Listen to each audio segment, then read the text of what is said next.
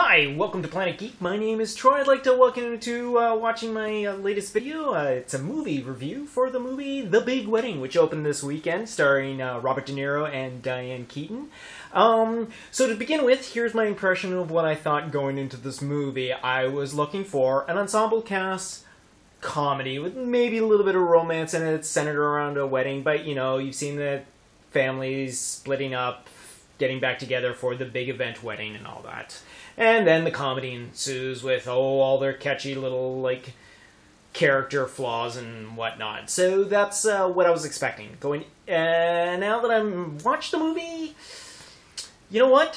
It's definitely marketed to the wrong people. The theater itself, while it wasn't 100% full, was a good portion of the senior citizens. And this movie is not the romantic comedy that I think the trailers let everyone on to believe it was. There is a lot of sexual situations going on in this movie that I'm pretty sure made a good portion of the audience very uncomfortable.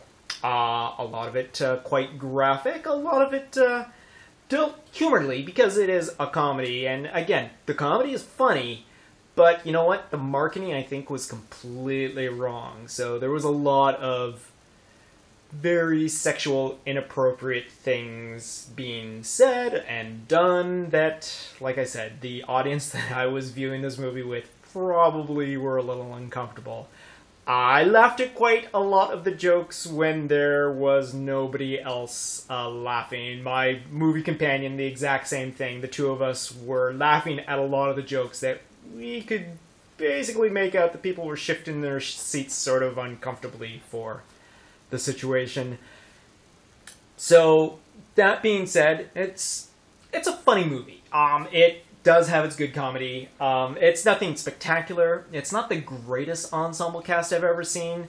Some of the characters just don't interact well with other characters, and that's part of an ensemble cast. One character should be able to interact differently with almost anyone and make it look like it's a cohesive unit, but every once in a while it just looked like tiny little bits and pieces all put together into one. So there's that.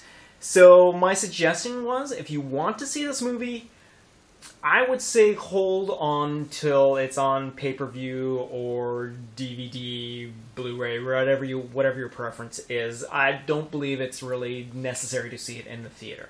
Now, if you know what you're going into to begin with, and it's more, like I said, it's not geared towards the older audience that it actually is. It's geared towards an older audience, but it's written for a younger audience. So, there you go. I mean, De Niro does a good job, and Diane Keaton's pretty good, and Susan Sarandon's, hilarious in this with her role, and the supporting cast is good. Katherine Heigl and Topher Grace play up their roles pretty well.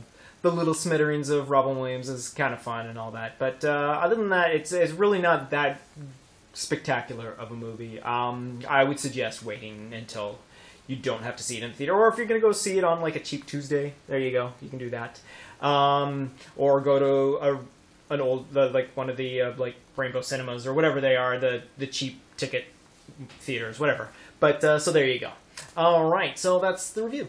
And so if you want to check out any more of my stuff, I've got Twitter and Tumblr. You can look me up under Zombie Tony Stark.